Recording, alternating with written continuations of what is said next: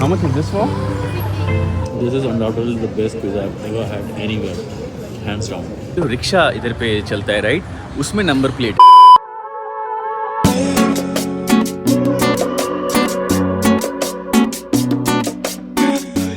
मौका मिला है एक्चुअली आज इधर का जो फ्री ब्रेकफास्ट है वो अवेल करने का।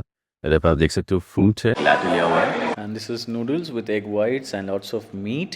सो हमारे हॉस्टल के छोटे से बैल्कनी से कुछ ऐसा दिखता है बाहर का शहर, दी ओल्ड क्वार्टर नॉय वो आपको दिख रहा है सर्कल के। सो आज है मेरे हनोई में थर्ड डे एंड आज मैंने जो है बस रिलैक्स और चिलिंग वाला वाइब रखने के लिए रखा है ये दिन। I will be mostly relaxing and moving around places for shopping, maybe for spa, and then definitely a lot of walking around the city, exploring new food, new places. So ऐसे ही रहने वाला है मेरा आज का पूरा दिन।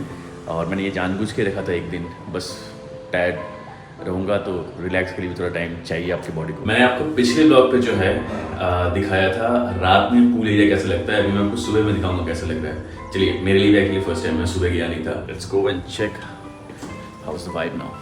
That's the way towards the pool area. So कुछ ऐसा लगता है सुबह में पूल एरिया। आपको देख रहा है, मैंने आपको बताया था कि जो बार एरिया है वो ऊपर में है, pool and bar. You have the stairs to go there and then this side which is mostly to chill. इस साइड पे रूम है, मैंने बताया था आपको लास्ट ब्लॉग पे। But the vibe is pretty good. Breakfast हो चुका था बट मैं व्लॉग ओपन करने भूल गया। So welcome to a new day, welcome to a new vlog. This is yours Dodo, let's start. अब सुबह का कैसा दिखता है hostel. This is my hostel and I must recommend this hostel to everyone travelling solo or maybe even a couple. You can still come and stay here and these are the surrounding area. Shopping के भी मिल जाएंगे, pharmacies है, circle के है, ना lot of shopping most that you get here. And immediately बाजू में ये खाने की भी जगह है। हालांकि मैंने ट्राई नहीं किया है but all the time I see that mostly people are there having their food. This hostel you will be able to book या तो फिर booking.com से, अगोड़ा से या फिर डिटेल को डायरेक्टली आप जो कॉन्टैक्ट करके भी बुक कर सकते हो। Very friendly staff, amazing services. So the one hostel is a must recommendation if you are coming to Vietnam. तो कुछ ऐसा लगता है ओल्ड क्वार्टर एरिया वियतनाम पे ऑन अ वीकडे। काफ़ी शांत है एज यूजुअल, ट्रैफिक तो बिल्कुल नहीं दिख रहा है और बिकॉज सब सिस्टमेटिक ही है मोस्टली।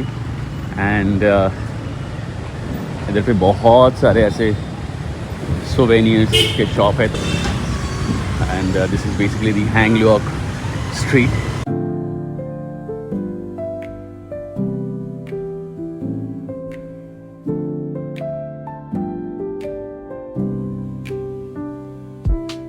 तो ये है फेमस बानमी शॉप, बानमी 25।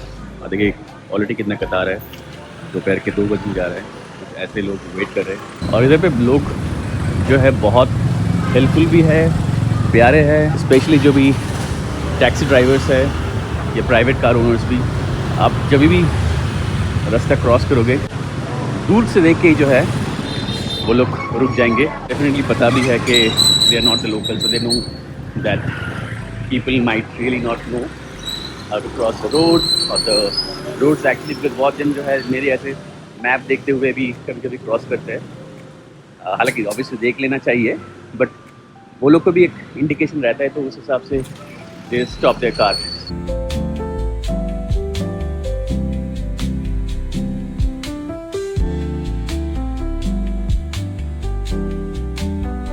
तो ये है जो लेन में भी आया हुआ हूँ एंड हैंग नांग में ये आपको बहुत सारे जो है सोवेनियर्स के साथ साथ जो है क्लोथिंग के लिए बहुत सारे आपको ऑप्शंस मिलेंगे, क्लोथिंग शॉपिंग के लिए आई मीन। और देखिए कितने सारे जो ऑप्शन हैं फॉर द मेन और even women, get to see a lot many options. Let me check this one. How much is this for? 250, 250, 250। ये सारे जो है इन्हें बता रहे 2,50,000 ही है, मतलब 800 रुपया करीब इंडियन प्राइसिंग में। So which is actually towards the higher side, but अगर बार्गेनिंग करेंगे तो ये डेफिनेटली कम होगा। मैं भी थोड़ा देख रहा था, quality wise it's good no doubt, but price थोड़ा ज़्यादा है।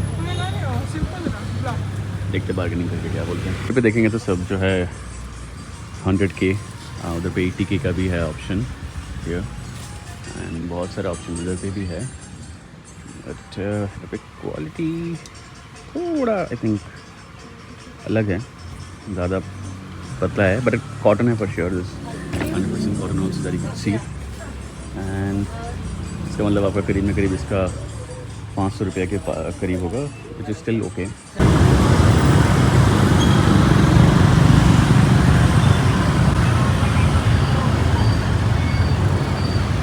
तो मैं अभी आया हुआ हूँ पिज़्ज़ा फॉर PS, एक रिकमेंडेशन में आया हूँ इधर पे पिज़्ज़ा ट्राई करने के लिए। इधर पे वुडन फायर पिज़्ज़ा बनता है और varieties of pizza. Let's go inside, let's go in and देखते कैसा है पिज़्ज़ा इधर पे।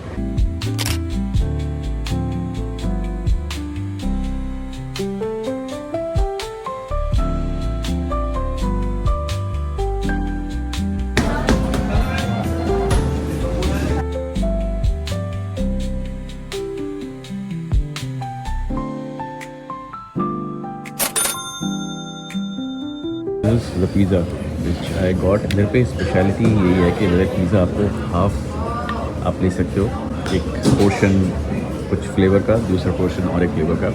This is speciality of pizza for PS, and this is a small burrata actually, and this is the margherita on one side, and the other side this is dairy ham burrata cheese.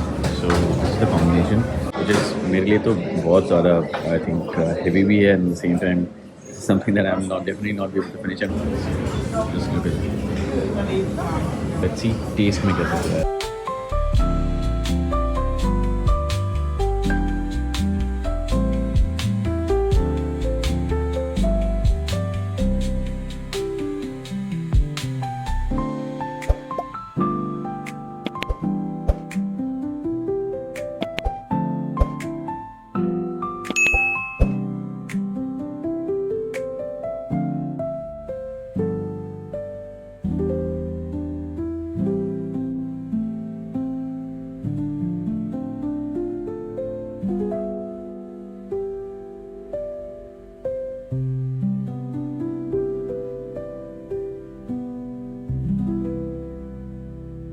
This is undoubtedly the best pizza I've ever had anywhere, hands down. मैं pizza fan हूँ नहीं, but you know when you have an authentic Italian pizza with that twist of a little bit of Vietnamese flavor and Japanese flavor, hands down it has to be the best. And just look at the texture, the burrata, ham. I think ये मुझे ले जाना नहीं पड़ेगा actually. I'll be able to finish it now itself. But anyway, and it's what you see, it's nothing. और मेरे साथ मैंने सच में एक्सपेक्ट नहीं किया था कि मैं पूरा पिज़्ज़ा ऑलमोस्ट खा जाऊंगा, और वही हुआ।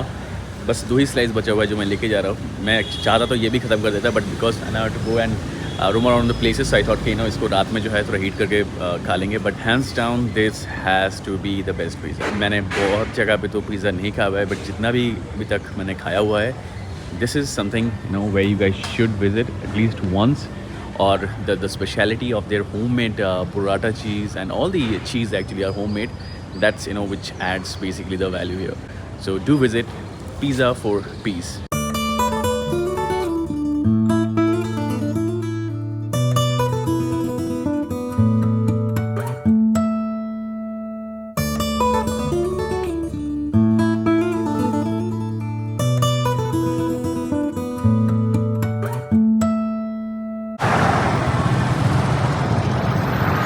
कोई VIP आया हुआ है इसलिए देखिए सेम एज इंडिया, लोगों का रास्ता रोक के VIP निकलते हैं। नो कंप्लेन एट ऑल देना है, हर जगह पे यही सीन है, और rather you can not complain. ये और भी आ रहा है, अभी बड़ा कॉन्वॉय है VIP का।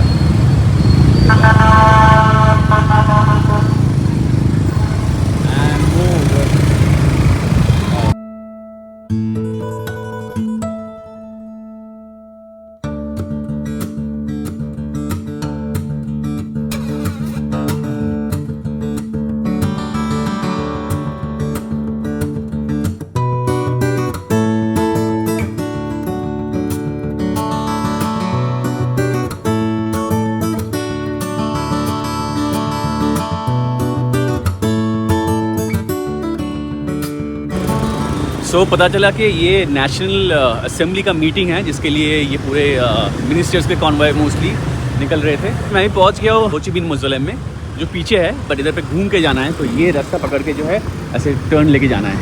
आप देख सकते हो सब पुलिस सब इधर पे है चौकन्ने।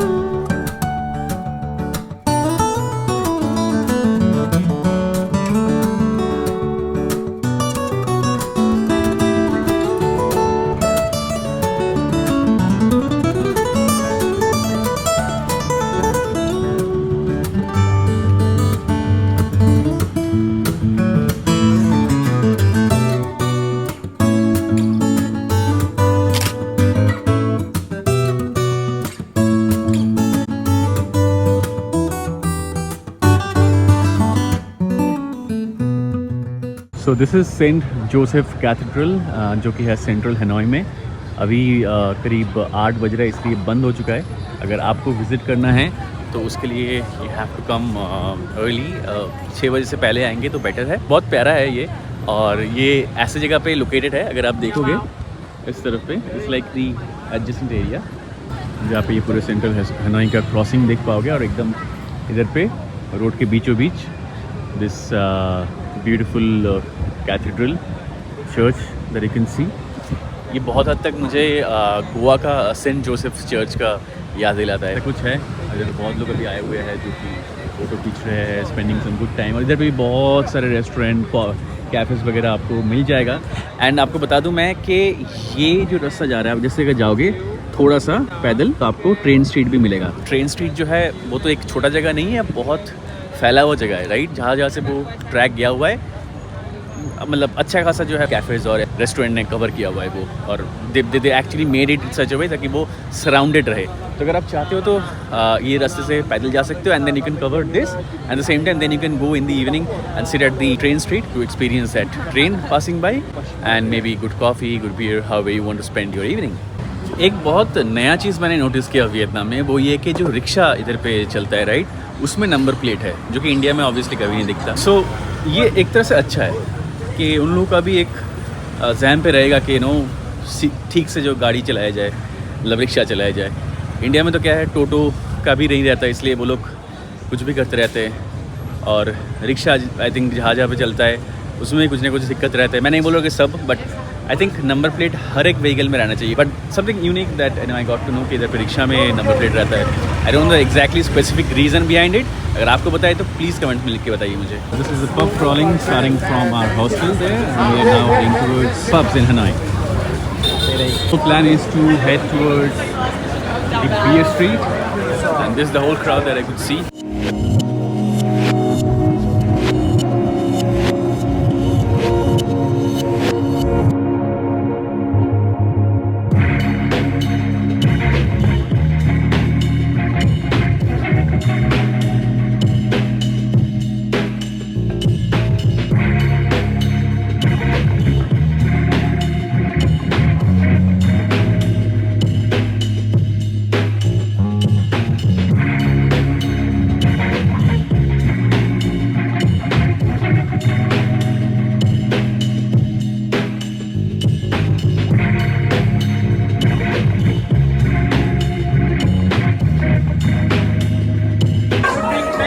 Sense to go to the hostel instead of this toilet.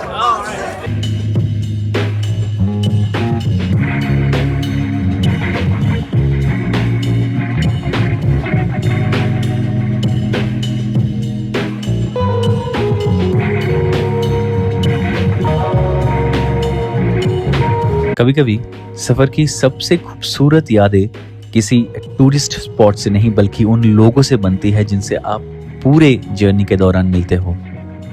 Hostel के इस पब क्रॉल में हम सब ने बहुत एंजॉय किया, नए लोगों से मिले, अलग अलग कंट्रीज के ट्रैवलर्स के साथ एक साथ खाना खाया और बिना किसी लैंग्वेज बैरियर के बस मोमेंट शेयर किए। रात खत्म हुई हुआन किएम लेक के पास, जहां मैं और जर्मनी से बना मेरा नया दोस्त मिका बस 2 घंटे बैठकर जिंदगी, ट्रैवल और अपने अपने देश की बातें करते रहे।